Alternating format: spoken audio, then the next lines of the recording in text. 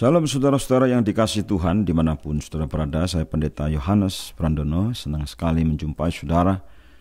Dan dalam 2 seri ke depan saya akan menyampaikan sebuah tema, yaitu menabur dengan beriman. Apakah yang kita tabur selama kita hidup di dalam dunia ini?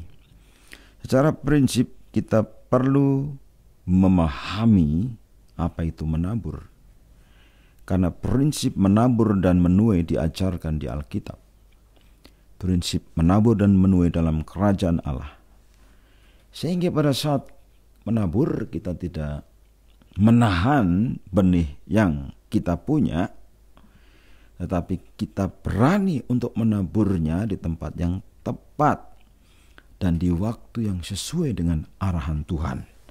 Karena itu saudara, saya akan bagikan prinsip menabur dengan iman. Yang pertama kita akan belajar dari kehidupan Bapak Yakub, saudara. Para patriark, ya, salah satunya adalah Bapak Yakub, adalah orang yang beriman.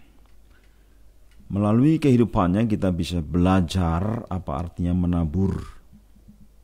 Saudara tahu setelah Yakub lari dari Esau. Mengapa Yakub lari daripada Esau? Kisah sebelumnya menggambarkan karena Esau menaruh dendam kepada Yakub. Alasannya karena berkat yang telah diberikan oleh ayahnya kepadanya diambil oleh Yakub, dan hak kesulungan menjadi miliknya Yakub. Nah ini saudara, yang menyebabkan Esau dendam setelah dia menyadari betapa pentingnya hak kesulungan.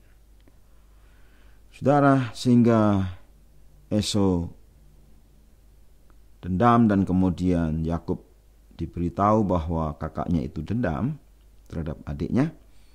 Karena itu ibunya Rivka memanggil Yakub supaya anak bungsunya itu melarikan diri sebelum kakaknya Esau menjumpai dia dan yang bermaksud membunuhnya itu.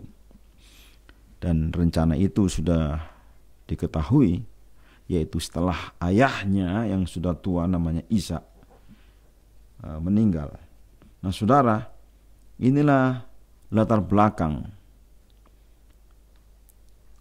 kehidupan Yakub, saudara, sehingga dia perlu melarikan diri, dan dia melarikan diri juga atas restu Ishak dan tentu restu ibunya. Karena Ishak tidak mau Yakub mengambil istri dari orang Kanaan. Ishak mau supaya Yakub mengambil istri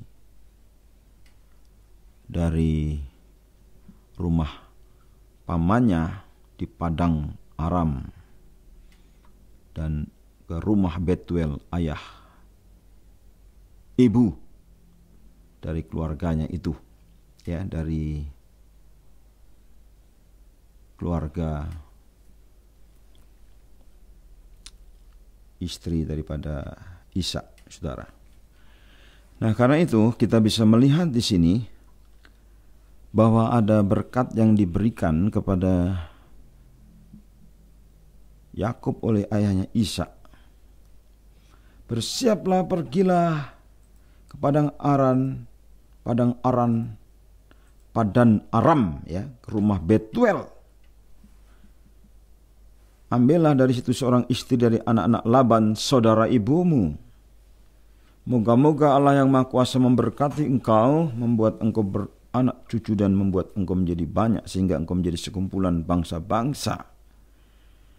Berkat Abraham, berkat Ishak, yaitu berkat untuk memiliki keturunan yang besar, telah diberikan oleh Ishak kepada Yakub, saudara. Itulah sebabnya maka Yakub pergi seperti yang diperintahkan oleh orang tuanya. Nah, yang paling penting ketika dia dalam perjalanan itu, dia ketemu dengan Tuhan. encounter dengan Tuhan. Hidup ini penuh dengan misteri. Hidup ini penuh dengan perjuangan. Hidup ini penuh dengan lika-liku. Hidup ini penuh dengan banyak hal, kejadian-kejadian yang kadangkala kita tidak bisa memahaminya pada saat terjadi. Tetapi yang paling penting dalam hidup ini kalau kita membaca kisah Yakub adalah bahwa dia ketemu Tuhan. Ketemu Tuhan, encounter dengan Tuhan, dan kemudian perubahan terjadi dalam kehidupan Yakub yang pada waktu itu dalam keadaan mengalami kesukaran, mengalami kesulitan, dan ketakutan dan kecemasan. Tetapi dia harus melanjutkan hidup. Dan saudara, puji Tuhan, pada waktu yang tepat itu Tuhan datang. Karena Tuhan tidak pernah terlambat menguatkan hambanya. Tuhan tidak pernah terlambat dalam menolong hambanya. Yaitu dengan sebuah direction, sebuah visi, sebuah mimpi, sebuah arahan tentang masa depan dalam kehidupan Yakub. Saudara, kalau kita melihat tema yang lebih luas daripada kitab Kejadian, tema utamanya adalah tema tentang perjanjian atau covenant. Maka di dalam perjanjian itu sebenarnya Allah yang membuat perjanjian kepada Abraham, kepada Ishak, yang kemudian menjadi Allahnya Yakub ini adalah Allah yang mengarahkan sejarah umatnya. Allah yang menentukan perjalanan hambanya Yakub. Dan Allah yang telah menyediakan berkat dan akan menggenapkan berkat itu bagi Yakub. Jadi Tuhan tidak pernah terlambat, Tuhan selalu tepat. Dia menolong Yakub ketika dia dalam keadaan sunyi, sepi, sendiri. Dan saudara tahu kalau kita membaca kitab Kejadian pasal 28 ayat 10 sampai 22, maka Yakub bermimpi ketemu Tuhan di Betel. Saudaraku yang dikasihi oleh Tuhan, sebenarnya kalau kita melihat di dalam kisah-kisah yang sebelumnya, mengapa Yakub menginginkan hak kesulungan? Karena hak kesulungan itu adalah hak untuk mendapatkan berkat perkenanan Tuhan untuk menjadi pemimpin secara rohani. Jadi saudara, ambisi Yakub adalah ambisi yang benar. Karena ambisi dia adalah untuk mendapatkan hak atas kepemimpinan secara rohani. Dan saudaraku yang kasih Tuhan, di dalam berkat kesulungan itu juga ada berkat yang memang disediakan oleh Tuhan, yaitu berkat beranak cucu dan bertambah banyak, berkat multiplikasi, berkat yang disediakan di dalam diri seorang yang memiliki hak kesulungan, artinya seorang yang hidup dalam perjanjian dengan Tuhan, hidup dalam covenant dengan Tuhan. Dan ini penting sekali saudara. Kita orang-orang yang percaya kepada Tuhan Yesus, kita hidup dalam perjanjian yang baru yang dimeterikan oleh darah Yesus. Dan kita adalah milik Allah. Kita tidak sendirian dalam dunia ini karena Allah yang sama yang memimpin Yakub dengan mimpi juga adalah Allah yang memimpin hidup kita, mengarahkan sejarah dalam kehidupan kita. Saudara-saudaraku yang dikasihi oleh Tuhan, karena itu ketika dia menginginkan hak kesulungan itu sebenarnya dia sedang menabur benih kerohanian, dia menabur kepercayaan kepada Tuhan. Walaupun belum muncul wujud daripada apa yang ditabur itu, karena ternyata setelah dia mendapatkan hak kesulungan itu dengan cara menipu, ya caranya menipu saudara ya, karena Yakub sehingga dikenal sebagai seorang penipu dengan cara yang licik atau cerdik ya. Tetapi yang Tuhan senang bukan Yakub menipu itu. Yang Tuhan senang karena Yakub tahu isi daripada perjanjian itu, hak kesulungan itu, dan karena Tuhan tahu isi hati daripada Yakub yang menginginkan perkara rohani lebih daripada apapun. Dan memang sebenarnya Tuhan sudah berbicara kepada Ishak. Tetapi saudara, Ishak lebih sayang kepada Esau. Mungkin dalam pikiran Ishak dia tidak bisa menerima kenapa Tuhan menyuruh berkatnya ke Yakub. Karena Esau yang keluar duluan waktu lahir, dan yang sulung secara biologis adalah Esau.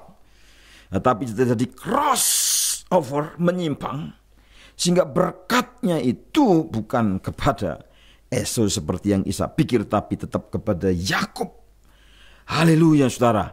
Saudara, apakah ambisi dalam hidup saudara? Apakah mimpi yang tertinggi dalam hidup saudara? Apakah kecenderungan yang saudara rasakan saat ini dalam hidup ini? Apakah sesuatu ini bersifatnya rohani, atau hanya jasmani saja, atau hanya duniawi saja? Banyak orang ingin mengejar kesuksesan dalam dunia ini, ingin mengejar gelar-gelar dan pangkat, popularitas dan kekuasaan. Saudara, kalau saudara mengejar sesuatu yang saudara anggap ketika dibandingkan dengan kerohanian itu lebih tinggi, maka saudara ada di dalam wrong direction, dalam arah yang salah. Karena sebagai orang-orang Kristen, carilah dahulu kerajaan Allah dan kebenarannya. Carilah dulu perkara-perkara yang di atas, perkara-perkara rohani. Saudara, Yakub sadar akan prinsip ini dari awal, sehingga dia mengalami kesukaran-kesukaran untuk mendapatkannya, dan tahun-tahun sesudahnya, karena dia harus mengalami ujian demi ujian dalam hidupnya. Dan salah satunya adalah dia harus lari dari kakaknya Esau yang hendak membunuhnya. Saudara tahu artinya kalau orang melarikan diri. Artinya dia ada rasa bersalah. Dia ada rasa ketakutan. Kalau orang melarikan diri mau dibunuh, mungkin dia juga merasa jangan-jangan apa yang dia lakukan memang betul-betul tidak benar dan tidak pantas. Saudara tahu apa yang saya maksudkan. Ketika saudara melakukan sungguh-sungguh kesalahan dalam hidup ini, kemanapun saudara lari ada namanya guilty, rasa bersalah. Memori akan masa lalu atau kejadian-kejadian yang kemarin tidak begitu saja mudah dihapuskan dari angan-angan, dari kenangan, dari pikiran, dan dari perasaan kita sebelum itu benar-benar beres. Dan saudara, di dalam perjalanan Yakub itu Tuhan, saudara, mendampingi dia sebagai konselor, mendampingi dia sebagai pembimbing, mendampingi dia sebagai mentor, mendampingi dia sebagai sahabat, sebagai teman, friend of the journey. Itulah Tuhan kita, sahabat yang sejati. Saudara, karena itu ketika belajar dari prinsip-prinsip hidup Yusuf, apapun yang terjadi dalam hidup saudara saat ini, tetap berjalan, lanjutkan kehidupan. Jangan berhenti, jangan mati di sini. Saudara masih hidup, jalan terus. Hidup masih harus diteruskan. Perjalanan masih panjang. Apapun yang terjadi, seperti Yakub, walaupun dia harus tidur beralaskan batu beratap langit, dia harus ambil bajunya untuk menjadi alas tempat tidurnya. Tapi saudara tahu, di saat di jalan ini saudara, dalam perjalanan di sebuah tempat dia berbaring yang namanya Luz, yang kemudian menjadi Betel namanya, karena Tuhan hadir di situ. Saudara, Tuhan hadir di sana pada saat Yakub tidak beruntung, pada saat Yakub miskin, pada saat Yakub dalam keadaan berbahaya, pada saat Yakub dalam kegelapan, Tuhan hadir dalam mimpi. Saudara, dikatakan bahwa Tuhan menampakkan diri kepada Yakub. Maka bermimpilah ia, di bumi ada dirikan sebuah tangga yang ujungnya sampai di langit. Dan tampaklah malaikat-malaikat Allah turun naik di tangga itu. Berdirilah Tuhan di sampingnya dan berfirman, "Akulah Tuhan, Allah Abraham nenek moyangmu dan Allah Ishak. Tanah tempat engkau berbaring ini akan kuberikan kepadamu dan kepada keturunanmu. Keturunanmu akan menjadi seperti debu tanah banyaknya, dan engkau akan mengembang ke sebelah timur, barat, utara, dan selatan. Dan olehmu serta keturunanmu semua kaum di muka bumi akan mendapat berkat. Sesungguhnya aku menyertai engkau dan aku akan melindungi engkau kemanapun engkau pergi, dan aku akan membawa engkau kembali ke negeri ini. Sebab aku tidak akan meninggalkan engkau, melainkan tetap melakukan apa yang kujanjikan kepadamu." Haleluya. Puji Tuhan. Yakub menerima janji Tuhan tentang tanah, tentang teritorial, tentang keturunannya yang sangat banyak. Mengembang ke sebelah timur, ke sebelah utara, selatan, barat, keturunan Yakub akan menjadi berkat. Bahkan oleh keturunan Yakub, kaum di muka bumi akan mendapat berkat. Menerima janji penyertaan, perlindungan, janji berkat, akan kembali ke tanah itu. Kemudian ditentukan untuk menerima berkat penggenapan sebagai pemimpin rohani, memiliki hak kesulungan. Saudara, Yakub menyadari bahwa Tuhan hadir, pintu gerbang surga. Sungguh alangkah dahsyatnya tempat itu. Saudara, apa yang ditaburkan oleh Yakub, kita belajar bahwa dia menaburkan hidupnya. Dia mati. Tetapi saat dia mati, dia ketemu dengan sang terang, yaitu Tuhan yang adalah kebangkitan dan hidup. Encounter dengan Tuhan membangkitkan Yakub, bahwa dia di dalam direction yang benar, di dalam arah yang benar. Kehidupan kekristenan kita juga demikian, saudara. Ketika kita ketemu dengan Tuhan, apapun yang terjadi, maka kita menyadari Tuhan hadir. Tuhan akan berperkara dengan kita. Tuhan akan membela kita. Tuhan ada di pihak kita. Dan kita bisa melanjutkan hidup ini. Saudaraku yang dikasihi oleh Tuhan, itulah kekristenan. Memberi diri, mati, dan bangkit bersama dengan Tuhan. Dan saudara tahu, kehadiran Tuhan menjadi nyata. Simbol kehadiran Tuhan. Ketika dia tidur beralaskan batu, kemudian dia mendirikan batu dan mengurapi batu itu dengan minyak. Itu zaman megalitikum, saudara, zaman batu pada waktu itu. Jadi itulah ibadah disimbolkan dengan mendirikan batu, mengurapi dengan minyak. Itulah Betel, itulah rumah Tuhan, itulah tempat kehadiran Tuhan. Saudara, sebenarnya yang Yakub lakukan itu simbol bahwa dirinya itu seperti batu itu yang membutuhkan pengurapan. Dia adalah batu hidup yang akan dipakai oleh Tuhan untuk menjadi pembangunan bait Allah secara rohani, yaitu umat Allah yang besar. Dia adalah batu yang kecil, tapi dia tahu bahwa Tuhan Yesus Kristus sebagai batu penjuru. Kepercayaan kepada Yahweh Juru Selamat sebagai batu penjuru itu yang penting, yang akan menjadikan umat yang besar, umat Tuhan yang Yahweh, yaitu umat Tuhan, the people of God. Itu yang saudara mendapatkan Yakub sebuah mimpi yang dahsyat, saudara, yaitu kehadiran Tuhan. Di sini, di Kanaan, akan ada rumah Tuhan, yaitu people of God. Saudaraku yang dikasihi Tuhan, kita orang-orang Kristen, kita datang kepada Tuhan Yesus batu yang hidup, yang memang dibuang oleh manusia, diinjak oleh manusia, tidak dihargai. Tetapi saudara tahu, Yesus dipilih Allah, dihormati di hadirat Allah. Dan saudara tahu, Sesungguhnya aku meletakkan di Sion sebuah batu yang terpilih, sebuah batu penjuru yang mahal. Cornerstone. Itulah Tuhan Yesus.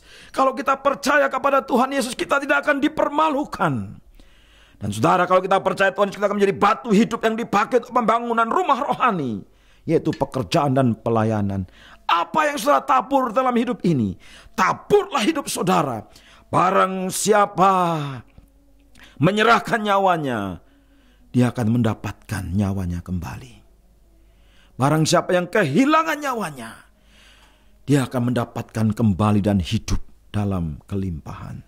Yakub adalah orang Kristen yang hidup berkelimpahan karena dia sudah melihat penggenapan janji Tuhan di masa depan melalui mimpinya, karena dia sudah menaburkan hidupnya dengan segala resiko untuk mendapatkan hak kesulungan. Saya berdoa supaya saudara-saudara semua menerima hak kesulungan, dan saya berdoa supaya saudara menabur dengan beriman, percaya apapun yang terjadi dalam hidup saudara, tetap percaya Tuhan, dan tetap berjalan dengan percaya. Tuhan Yesus memberkati saudara.